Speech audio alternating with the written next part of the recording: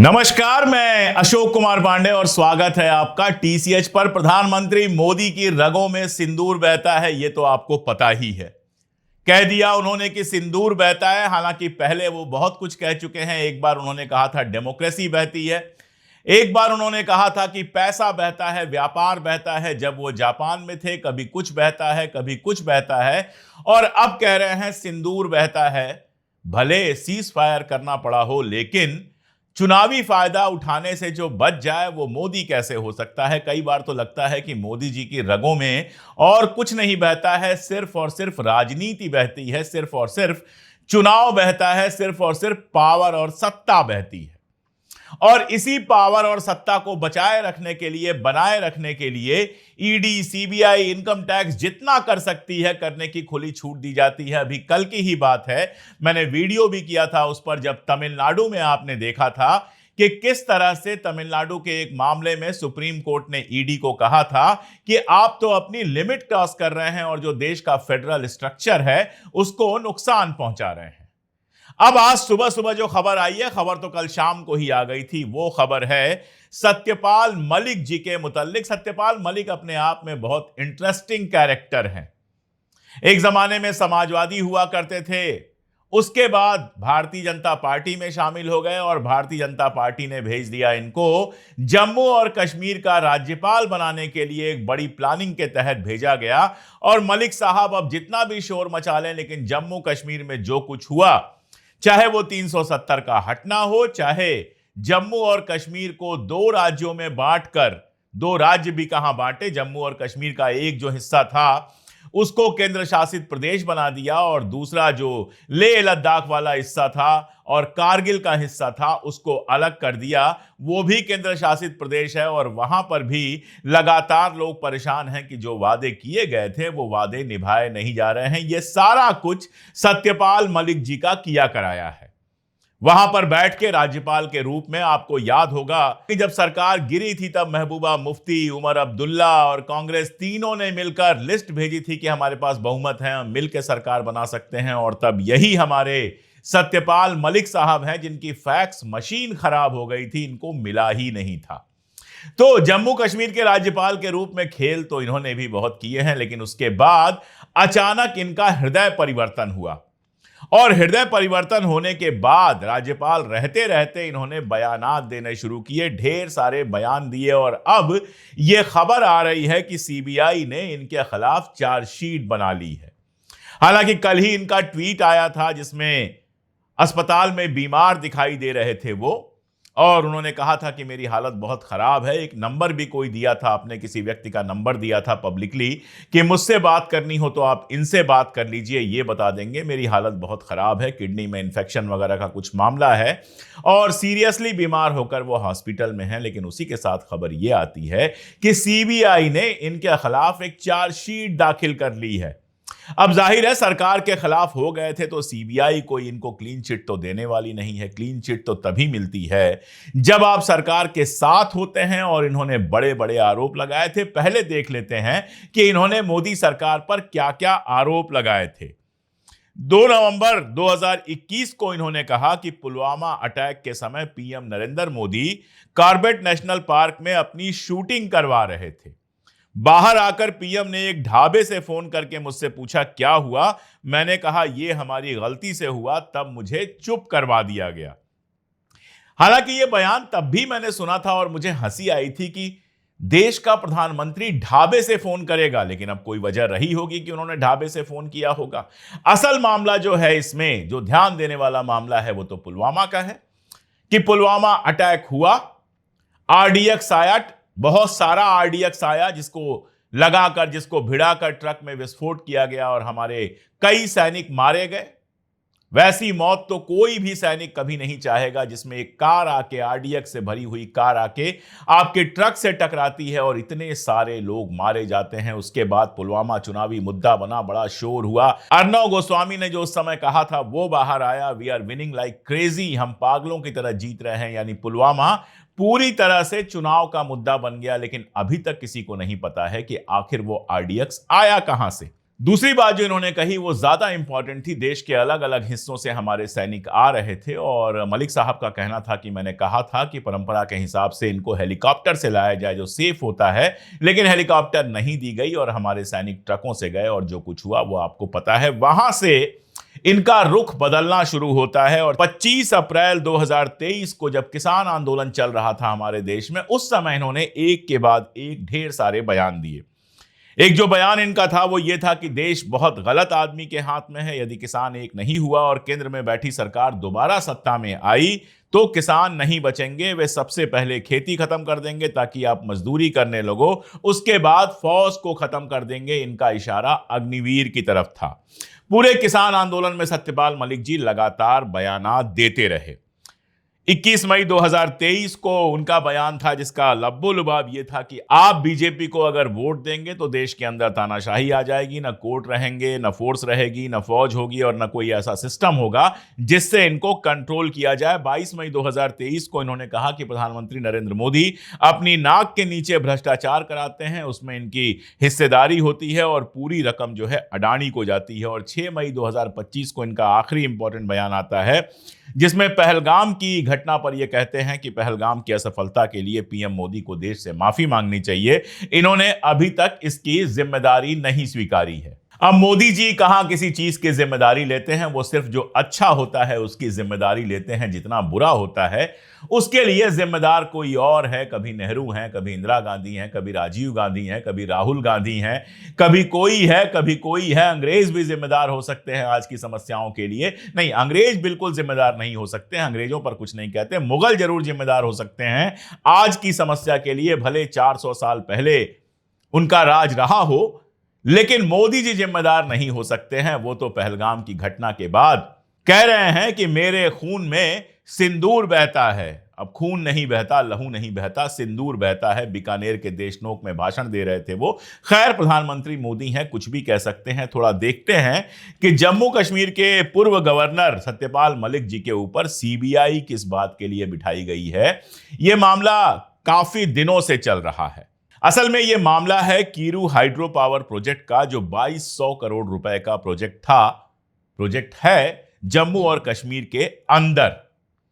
आपको याद होगा कि सत्यपाल मलिक जी ने जो तमाम आरोप मैंने गिनाए उसके साथ यह भी आरोप लगाया था कि जम्मू और कश्मीर में जिस समय केंद्र सरकार का शासन था, सरकार नहीं थी, ये उपराज्यपाल हुआ करते थे।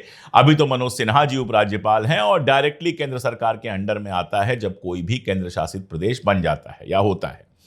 तो इनका कहना यह था कि मुझे 300 करोड़ रुपए की घूस का ऑफर किया गया। मुझसे कहा गया 300 करोड़ रुपए लीजिए और जहां कह रहे हैं वहां साइन कर दीजिए और खामोश रहिए। यह बात सत्यपाल मलिक ने कही कि वहां जबरदस्त भ्रष्टाचार हो रहा है और 300 करोड़ रुपए की घूस मुझे ऑफर की गई थी। यह आरोप सत्यपाल मलिक ने लगाया था। यह जिस मामले में था वो वही है जो मैं आपको बता रहा हूं, कीरू का हाइड्रो पावर प्रोजेक्ट जो 2200 करोड़ रुपए का है। सिविल वर्क इसमें होना था। सीबीआई इसकी पहले से जांच कर रही थी। सत्यपाल मलिक के ठिकानों की जांच की गई थी। हालांकि उस समय सत्यपाल मलिक जी ने कहा था कि कुछ जोड़ी कुर्ता पजामे के अलावा मेरे पास कुछ नहीं मिलेगा। मैं आपको बता दूं कि एक रिटायर्ड राज्यपाल होने के चलते उनको जिस तरह की सिक्योरिटी मिलनी चाहिए थी, बंगला मिलना चाहिए था, वो सब कुछ नहीं मिला और वो 3-4 कमरों के मकान में रह रहे थे जहां उनका 1 या 2 सिक्योरिटी वाले थे और सामान्य तरीकों से रह रहे थे। मैं तो नहीं गया हूं, लेकिन जो दोस्त उनका इंटरव्यू लेने गए थे उन्होंने बताया कि बहुत साधारण तरीके से सत्यपाल मलिक रह रहे हैं। देख के लगता नहीं है कि इतने पुराने लीडर हैं और किसी प्रदेश के उपराज्यपाल या राज्यपाल, पहले तो राज्यपाल ही थे, जब केंद्र शासित प्रदेश बना तब जाकर वो उपराज्यपाल बने। तो उनका रहन सहन देखकर लोगों को ऐसा नहीं लगता था। 4-5 कमरे के मकान में रहना या फिर केवल कुर्ते पजामे में घूमना, 1 या 2 सिक्योरिटी होना, ये सब बताता है कि जो उनको सुविधा मिलनी चाहिए थी वो नहीं मिली थी। खैर, उनके घर की तलाशी हुई थी, बाकी सारे जांचें हुई थी और यह मामला काफी दिनों से चल रहा था। 2022 में इसी मामले को लेकर एफआईआर हुई और तब सीबीआई ने कहा था कि ये जो 2200 करोड़ रुपए का कीरू हाइड्रो पावर प्रोजेक्ट के लिए एक प्राइवेट कंपनी को ठेका 2019 में दिया गया था, इसको लेकर सारा मामला चल रहा है। अब इस मामले में जिन और लोगों के खिलाफ केस दर्ज किया गया है उसमें कोई पॉलिटिकल आदमी नहीं है, उसमें है नवीन कुमार चौधरी, जो तब चेनाब वैली प्रोजेक्ट जो था, पावर प्रोजेक्ट जो था, उसके चेयरमैन हुआ करते थे, जिसका नाम है CVPPL। इसके अलावा दूसरे ऑफिशियल्स हैं MS बाबू, MK मित्तल, अरुण कुमार मिश्रा और पटेल इंजीनियरिंग लिमिटेड, जिसको ये ठेका दिया गया, यानी जिसको ये ठेका दिया गया था और जो अधिकारी इस ठेके में इन्वॉल्व थे उन सब के ऊपर केस हुआ है और साथ में मलिक साहब के ऊपर भी केस हुआ है। अब यह कहा जा रहा है कि 47वीं जो बोर्ड मीटिंग हुई थी CVPPL की, जिसका पूरा नाम है Chenab valley power projects private limited की, उसमें टेंडरिंग जो हुई थी, पहले जो टेंडरिंग हुई थी उसको रीटेंडर करने की, यानी दोबारा से टेंडर देने की बात थी, जो ई टेंडरिंग के थ्रू होनी थी, और जो अभी प्रोजेक्ट उस समय चल रहे थे उनके कैंसिलेशन की बात थी। लेकिन जो 48वीं बोर्ड मीटिंग में निर्णय लिया गया उसमें यह सारा कुछ हुआ नहीं और टेंडर फाइनली दे दिया गया पटेल इंजीनियरिंग लिमिटेड को। यानी पूरा कहानी यह बनाई जा रही है, या पूरी कहानी जो बताई जा रही है वो ये कि पटेल इंजीनियरिंग लिमिटेड जो गुजरात की कंपनी है, जाहिर तौर पे पटेल लगा है उसमें तो गुजरात की ही होगी, उसको एक ठेका दिया गया 2200 करोड़ रुपए के सिविल वर्क का। जब उस पर सवाल उठा तो मीटिंग हुई और रीटेंडरिंग की बात हुई कि पुराना टेंडर कैंसिल किया जाएगा और नया टेंडर दिया जाएगा। अब यह रीटेंडरिंग नहीं हुई।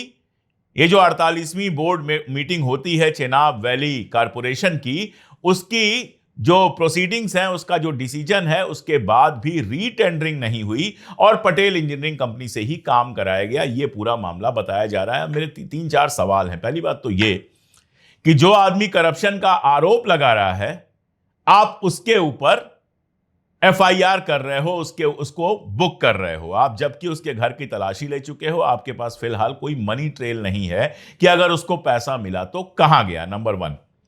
नंबर 2, पटेल इंजीनियरिंग कंपनी जिसको ठेका दिया गया था, उसको फर्स्ट हैंड ठेका कैसे दिया गया था, कौन से लोग उसमें इन्वॉल्व थे, वो बात तो समझ में आती है। क्या उपराज्यपाल भी उस मीटिंग में थे या उनके कहने पर ठेका दिया गया था?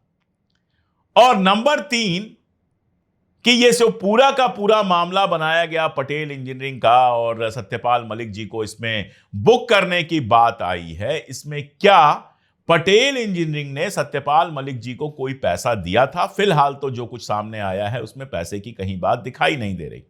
फिर सत्यपाल मलिक के खिलाफ केस क्यों किया गया? यहां पे याद दिला दूं कि अभी सेल के एक भ्रष्टाचार को द वायर ने उजागर किया है, जिसमें एक ऐसी कंपनी को सेल ने कम दामों में, या आप कह सकते हैं कि छूट पर स्टील बेचा है, जिसने 30 करोड़ रुपए भारतीय जनता पार्टी को चंदा दिया है। इस पूरे मामले पे कल मैंने वीडियो किया था और इसमें भी सबसे मजेदार बात यह है कि जिस व्यक्ति ने, भाटिया साहब ने, सबसे पहले शिकायत की कि भाई इसमें भ्रष्टाचार लग रहा है, उस आदमी को नौकरी से 7 साल पहले ही निकाल दिया गया।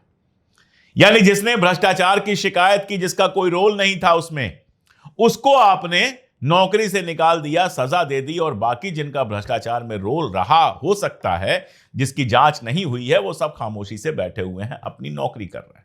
अंग्रेजी में कहते हैं शूटिंग द मैसेंजर। जिसने शिकायत की उसको ही गोली मार दो, बाकी सारे मामले अपने आप दब जाएंगे। मलिक साहब बीमार हैं, ठीक हो जाएंगे, मजबूत आदमी हैं, ठीक हो जाएंगे और जांच का सामना भी कर लेंगे। लेकिन असल सवाल यह है कि करप्शन का जिसने सवाल उठाया उसके ऊपर आपने इसलिए मुकदमा कर दिया क्योंकि वो अब आपका विरोधी हो गया है। अगर उन्होंने वाकई उस समय पैसे खा लिए होते और चुप रहे होते, एक शब्द नहीं बोले होते, तो कोई ध्यान भी नहीं देता कि Chenab valley power projects private limited में क्या हो रहा है, क्या नहीं हो रहा है। जो पैसे इधर उधर होने थे वो हो जाते और प्रोजेक्ट भी पूरा हो जाता। तो खैर, जो नॉन बायोलॉजिकल हो, जिसके शरीर में लहू बहता ही नहीं हो, कभी पैसा बहता हो, कभी व्यापार बहता हो, कभी सिंदूर बहता हो, उसके राज में कुछ भी हो सकता है। अगर ऐसे ही जो लोग करप्शन की शिकायत करते हैं उन पर ही केस होगा तो इसका असर सीधा सा होगा कि करप्शन की शिकायत करना लोग बंद कर देंगे। कौन अपनी नौकरी खोना चाहता है, कौन जेल में जाना चाहता है? सत्यपाल मलिक भी आराम से अगर वहां से रिटायर होके और चुपचाप घर में बैठे होते तो आज बंगला होता, 2-4 गाड़ियां स्कार्ट में चलती, ढेर सारी सिक्योरिटी मिलती। और आराम से देश विदेश की सैर कर रहे होते। उन्होंने चूंकि मोदी जी का विरोध करना चुना, इसलिए अब उनको झेलना तो पड़ेगा। खैर, मजबूत आदमी हैं, झेल लेंगे वो। लेकिन सवाल वही है कि भ्रष्टाचार की शिकायत करने वाला दोषी है या फिर भ्रष्टाचार करने वाला।